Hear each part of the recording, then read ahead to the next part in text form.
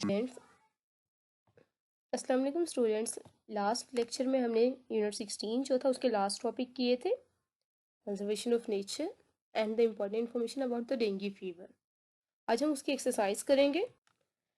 Unit 16 की exercise में से आपके जो मल्टीपल चॉइस क्वेश्चंस हैं एमसीक्यूज वो 1, 2 और 4 से लेकर 7 तक हैं। ये एमसीक्यूज जो हैं वो आपने खुद फिल करने हैं। चैप्टर हम पढ़ चुके हैं इसका। एक्सरसाइज के एमसीक्यूज आप खुद फिल करें और मुझे सेंड करें। चेक करके फिर मैं आपको बता दूंगी कि कौन से सही हैं और कौन से गलत।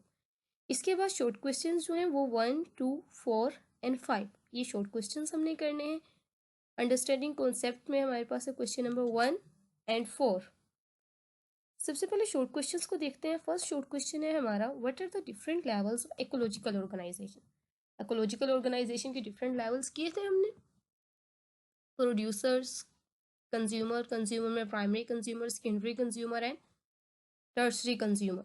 और कंज्यूमर्स जो हैं इसमें जो हमारे पास सेकेंडरी कंज्यूमर है उनको हम कार्निवोर्स भी कहते हैं।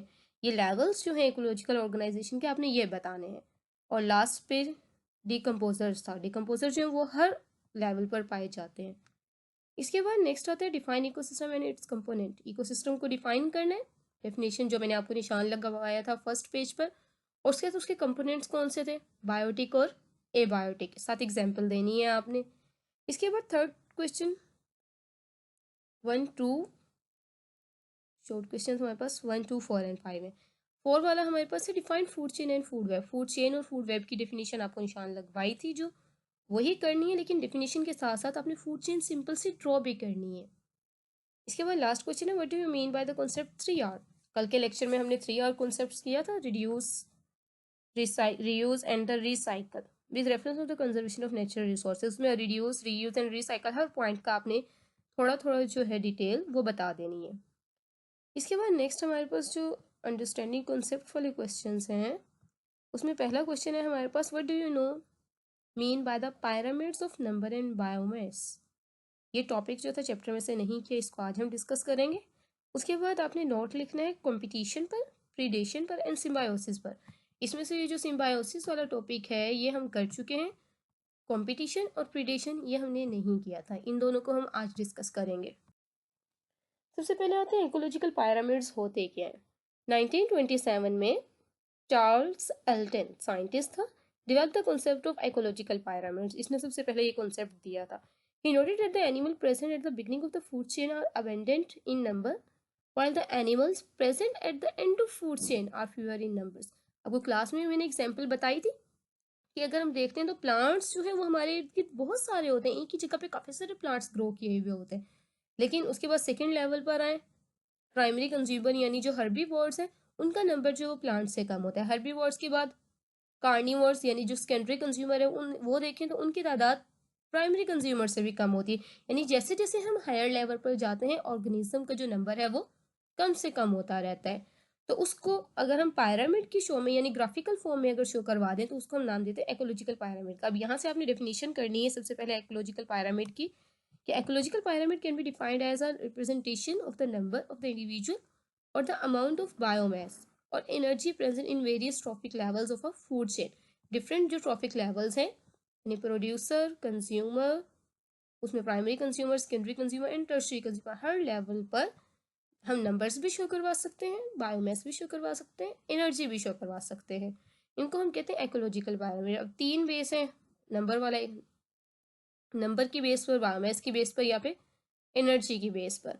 इसी बेस पर यहाँ पर सिर्फ 2 टाइप्स जो हैं वो डिस्कस की गई हैं, पायरामिड ऑफ नंबर और पायरामिड ऑफ बायोमास। जो थर्ड एनर्जी वाला है वो हम यहाँ डिस्कस नहीं कर रहे। सबसे पहले है पायरामिड ऑफ नंबर्स। ये डायग्राम से नजर आ रहा है आपको कि सबसे पहला लेवल जो बॉटम होता है पायरामिड का वहां पर प्रोड्यूसर्स मौजूद है और प्रोड्यूसर्स की तादाद जो है वो बहुत ज़्यादा है। फिर उन प्रोड्यूसर्स को खाने के लिए प्राइमरी कंज्यूमर्स हैं, उनकी जो तादाद है वो इनसे कम हो जाती है। उसके बाद उन प्राइमरी कंज्यूमर के लिए सेकेंडरी कंज्यूमर्स हैं, उसके लिए यहाँ स्पैरोस दिखाई गई हैं, उनकी तादाद आगे उससे भी कम है। और फिर टर्शी पर आए हॉक्स यानी ईगल जो हैं, या ईगल लिख लें, वो उससे भी कम आ जाते हैं हमारे पास। कि it is a graphical representation of the number of individual पर unit area at various trophic levels. कि हम अपना एरिया स्पेसिफाई कर लेते हैं कि एक गार्डन में 1 स्क्वायर मीटर के एरिया में हमने देखना है कि प्रोड्यूसर कितने हैं, वहाँ प्राइमरी कंज्यूमर कितने हैं, सेकेंडरी कितने हैं और टर्शरी कितने हैं। फिर उस बेस पे हम ये ग्राफ ड्रॉ कर लेते हैं। जैसे जैसे हम ऊपर की तरफ जाते हैं तो हमारा जो पैरामिड है वो नैरो होता जाता है। पर unit area at various trophic levels, usually producers are present at the larger number, primary consumer are in lesser number, secondary consumer are fewer and so on. यानी इसी तरह ऊपर जाते जाते कम होते जाएंगे। So the producers are of smallest size but maximum in number. Producer का साइज बेशक छोटा सा है लेकिन तादाद बहुत ज़्यादा है, मैक्सिमम है, सबसे ज़्यादा नंबर में है। वाइल द टर्शरी कंज्यूमर जो है वो साइज में बड़े हैं लेकिन तादाद में कम है। इसलिए हम ये भी कह सकते हैं कि जिस एनिमल का साइज जितना बड़ा होता है उन एनिमल्स की जो नंबर है किसी भी जगह पर वो उतना कम होता है। इसके बाद नेक्स्ट देखते हैं हम pyramid of biomass. Pyramid of biomass जो है ये हमें हर लेवल पर बायोमास दिखाता है।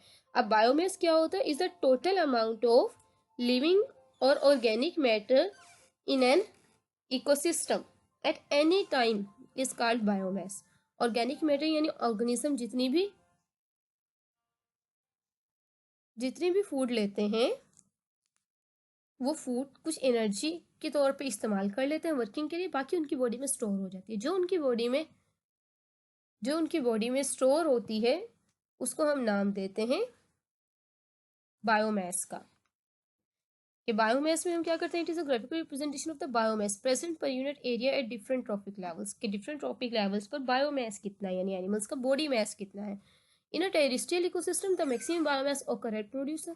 जब प्रोड्यूसर का नंबर सबसे ज्यादा है इसका मतलब बायोमास भी उनका सबसे ज्यादा होगा।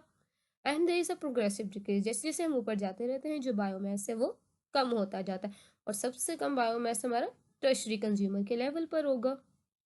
इसको हम पायरामिड ऑफ बायोमास कहते हैं। इसके बाद नेक्स्ट आ जाते हैं हमारे पास जो ऑर्गेनिज्म का आपस में बिहेवियर है, रिलेशनशिप है, उसमें सबसे पहले कंपटीशन। कंपटीशन क्या होता है कि ऑर्गेनिज्म के दरमियान न्यूट्रिएंट्स के लिए, स्पेस के लिए मुकाबला होना। जो नेचुरल रिसोर्सेज हैं वो लिमिटेड होते हैं, बहुत ज़्यादा अमाउंट में अवेलेबल नहीं होते, तो इसीलिए ऑर्गेनिज्म जो हैं वो हासिल करने के लिए न्यूट्रिएंट्स आपस में फाइट करते हैं, मुकाबला करते हैं। जो जितना ज़्यादा स्ट्रॉन्ग होता है वो ज़्यादा न्यूट्रिएंट्स ले लेता है और सर्वाइव कर जाता है। तो in ecosystem the natural resources for example nutrient, space etc are limited, so there is a competition among the organism of the ecosystem for the utilization of resources. The competition may be intraspecific। intraspecific कौन सा था, within the species, एक ही species के members के दरमियान। For example among the humans के आपस में जो कंपटीशन है, या अगर आप बात कर रहे हैं लाइन्स की तो लाइन्स की जो मेंबर्स हैं, लाइन ही जो हैं एक ही स्पीशीज के मेंबर्स उनके दरमियान। इंटरस्पेसिफिक तो डिफरेंट स्पीशीज के दरमियान, कि जो कैंगरूज हैं वो भी ग्रास पे फीड करते हैं, उसके अलावा जो हमारे रैबिट्स हैं, काऊ वगैरह हैं, बफेलोज हैं, वो भी ग्रास पे फीड करते हैं। तो बफेलो और कैंगरूज के दरमियान अगर होगा कंपटीशन तो वो इंटरस्पेसिफिक होगा, अगर कैंगरूज के आपस में ही होगा वो इंट्रास्पेसिफिक हो जाएगा। Interspecific competition is always stronger and more severe than the interspecific. जो इंटरस्पेसिफिक है वो ज़्यादा स्वेयर होता है, क्योंकि अगर कैंक्रूज है उन सारे कैंक्रूज की पावर सेम है, उन सब ने एक ही तरह के प्लांट्स पे फीड करना है और वो ज़्यादा स्वेयर होगा, उसमें मुकाबला ज़्यादा होता है, एनिमल जो है उसके मरने के चांसेस ज़्यादा होते हैं। जबकि इंटरस्पेसिफिक में हो सकता है एक स्ट्रॉन्ग हो दूसरा वीक हो, तो इस तरह वो कंपटीशन इतना ज़्यादा स्वेयर नहीं होता। अगर एक ऑर्गेनिज्म को एक चीज़ नहीं मिलेगी हो सकता है वो दूसरी चीज़ पे फीड कर ले, लेकिन इंटरस्पेसिफिक में ऐसा नहीं होता। Competition helps in maintaining a balance between the available resources and number of individual. Competition से एक फ़ायदा ये भी होता है कि जो ऑर्गेनिज्म वीक होते हैं आहिस्ता आहिस्ता वो एलिमिनेट हो जाते हैं। इस तरह मुकाबला जो होता है ऑर्गेनिज्म के दरमियान वो कम हो जाता है और रिसोर्सेज को इस्तेमाल करने वाले ऑर्गेनिज्म है उनकी तादाद भी कम हो जाती है। अगर सारे के सारे सर्वाइव करें, सारे के सारे स्ट्रॉन्ग हो, तो अगर ग्रास पे फीड करते हैं एक टाइम अगर ग्रास सारी खत्म हो जाएगी, किसी को भी कुछ नहीं मिलेगा। लेकिन अगर उसी के लिए कंपटीशन हो जाए, वीक वाले खत्म हो जाएंगे, स्ट्रॉन्ग वाले सिर्फ रह जाएंगे। तो स्ट्रॉन्ग वाले जो है जितनी उनकी रिक्वायर है उतना ही यूज़ करेंगे ना, तो जो इन्वायरमेंट है उसके ऊपर प्रेशर कम हो जाएगा, यानी ज़्यादा इंडिविजुअल नहीं होंगे एक ही चीज़ पर फीड करने वाले। इसके बाद आ जाते हैं प्रीडेशन पर। प्रीडेशन हमारे पास it is an interaction between the two animals of different species. दो डिफरेंट स्पीशीज के दरमियान होता है, प्लांट्स में भी हो सकता है, एनिमल्स में भी हो सकता है। प्रीडेशन में वन ऑर्गेनिज्म अटैक्स, एक दूसरे पर अटैक करता है, उसको हम प्रीडेटर कहते हैं, और kills and feeds on the other organism. The organism which feeds on the other organism, which kills and feeds on the other organism is called predator. The organism which is killed and fed by the predator is called prey. कि जिसको मारा जाता है और खाया जाता है वो prey होता है, और जो मारता है और खाता है वो predator होता है। इसके बाद next carnivores. All the carnivores जो वो प्रीडेटर्स होते हैं, जो भी गोश्त खाने वाले जानवर है वो हमेशा दूसरे जानवरों को ही खाएंगे ना, तो शिकार करके खा रहे हैं तो वो प्रीडेटर आ जाएंगे। इसमें एग्जांपल हमारे पास आती है frog prey mosquito. Frog mosquito पे फीड कर रहा है, प्रीडेटर है फ्रॉग। फिर फॉक्स रैबिट पे फीड करती है, पकड़ती है, उन्हें खाती है, तो वो भी प्रीडेटर है। इसके अलावा कुछ एग्जांपल्स ऐसी होती हैं कि आपके पास प्रीडेटर सीक्वेंस में आ जाते हैं। दो प्रीडेटर, सबसे पहले फ्रॉग है, is preyed upon by snake. Frog को स्नेक खा जाता है। उसके बाद snake is preyed by eagle, snake को ईगल खा जाता है। पूरी चेन बन जाती है कि यहाँ देखिए फ्रॉग खा रहा है, इंसेक्ट्स पे फीड करता है, और फ्रॉग को फिर आगे स्नेक खा जाता है, और स्नेक को फिर आगे ईगल खा जाता है। इसी तरह एक सीक्वेंस बन जाता है प्रीडेटर प्रे रिलेशनशिप का। इसके अलावा हमारे पास कुछ टाइप्स होती हैं प्लांट्स की भी जो प्रीडेटरी हैं। उसमें हमारे पास पिक्चर प्लांट, ये सनड्यू और द वेनस फ्लाई ट्रैप। आपको वेनस फ्लाई ट्रैप की डायग्राम नजर आ रही है।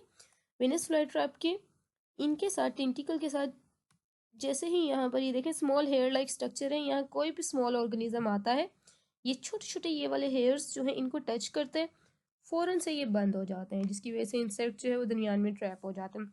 जबकि सनड्यू जो है इसके ऊपर चिपचिपा म्यूकस लाइक मटीरियल होता है, इंसेक्ट्स जब आते हैं तो इनके पर इसके साथ चिपक जाते हैं, वो वापस उड़ के नहीं जा सकते। इसी तरह पिक्चर प्लांट में होते हैं, कोई भी ऑर्गेनिज्म जो इसके अंदर जाता है, इसके अंदर सेंसरी रिसेप्टर्स होते हैं, जैसे वो अंदर जाके टच करते हैं ये वाला कवर जो है ऊपर आ जाता है और वो इंसेक्ट्स अंदर फंस जाता है। अब ये प्लांट्स जो है इंसेक्ट्स को ट्रैप क्यों करते हैं? रीज़न होती है कि ये जिस सॉइल में ग्रो करते हैं वहाँ पर नाइट्रोजन की डेफिशिएंसी होती है, तो अपनी नाइट्रोजन की रिक्वायरमेंट्स को पूरा करने के लिए ये इंसेक्ट्स को कैप्चर करते हैं, फिर इंजाइम रिलीज करते हैं बॉडी से बाहर। वो इंजाइम्स जो हैं उन इंसेक्ट्स को डिकम्पोज करके सिंपल में कन्वर्ट करते हैं, और फिर उसके जो सिंपल कंपाउंड्स हैं उनको ये एब्जॉर्ब कर लेते हैं। इस तरह ये अपनी बॉडी की नाइट्रोजन की रिक्वायरमेंट्स जो हैं वो पूरी करते हैं। अब आपका आज का काम है जो आपके शॉर्ट क्वेश्चन है और साथ अंडरस्टैंडिंग कॉन्सेप्ट वाला क्वेश्चन है, या आपने लिखने हैं, एक्सरसाइज सॉल्व करनी है और फिर मुझे सेंड करनी है। ये क्वेश्चन साथ एक्सरसाइज के याद भी करने हैं। आज का इतना ही होमवर्क है, इसे कंप्लीट करें और सबका सेंड होना चाहिए ये।